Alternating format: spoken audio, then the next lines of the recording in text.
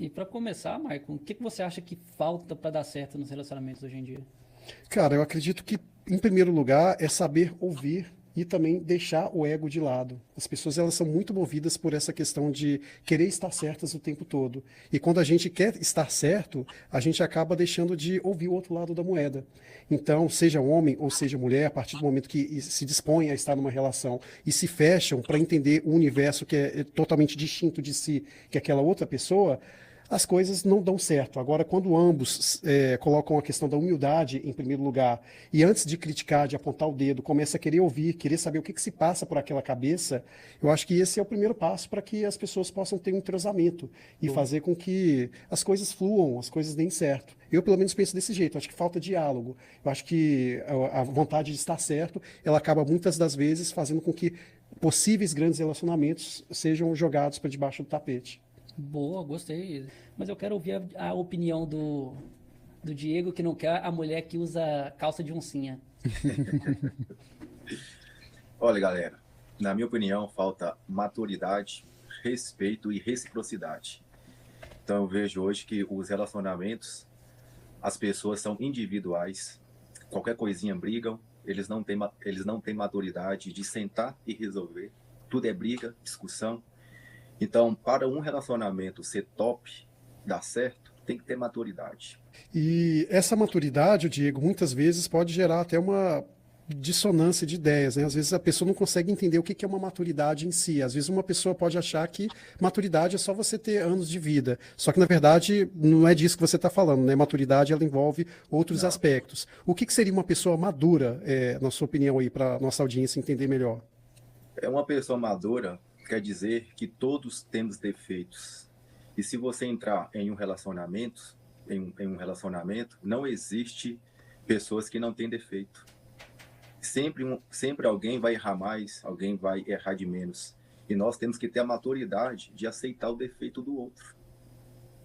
Então, às vezes, ô Michael, ou Wilder, falta muito entendimento no relação. Por causa disso que as pessoas brigam. Você tocou num ponto que me chamou muita atenção, inclusive eu quero ouvir a opinião dos dois em relação a isso. Você falou sobre a questão de entender que o outro tem defeitos, né, ou pontos a desenvolver, como queiram chamar. E aí eu queria ver com vocês, né, primeiro com o Wilton e depois com o Diego, o que que seriam esses defeitos que podem ser tolerados no relacionamento, né, a opinião de cada um, o que que vocês podem tolerar e o que que não dá para tolerar de jeito nenhum numa relação. Cara, eu acho que o defeito intolerável, tudo é conversado, primeiramente. Quando você entra num relacionamento com uma pessoa, você vai conhecendo a pessoa, ela sabe o que você não gosta, o que você não tolera e etc. Mas o que eu acho que seria intolerável seria basicamente a mentira. E você, Diego? Olha, Michael, para mim, intolerável é traição.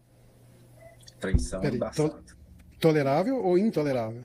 Intolerável. Intolerável. Ah, tá. Traição, para mim, é intolerável mesmo. Agora, tolerável é a pessoa gostar de tomar uma cerveja. Isso é tolerável. Às vezes a pessoa gosta de fumar um paeiro, um cigarrinho. Isso é intolerável, correto? Às vezes a pessoa Uhum. gosta de fazer uma academia, de uma sinuca. Entende? Então, essas coisas são toleráveis. Né?